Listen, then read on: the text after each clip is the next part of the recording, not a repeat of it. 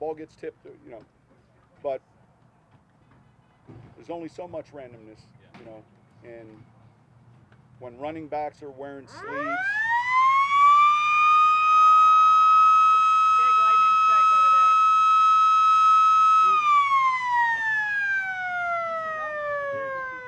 Doug has a button,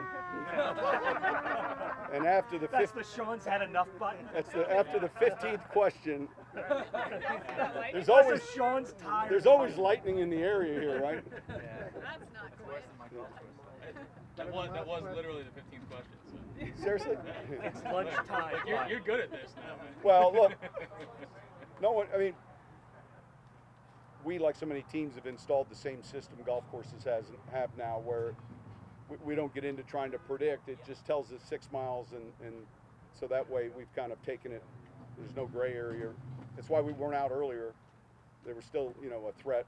But back, you know, years ago, you were just kind of saying, hey, it looks like we got a better wind side. Now it's a little bit more scientific. All right, thanks. Thank you guys.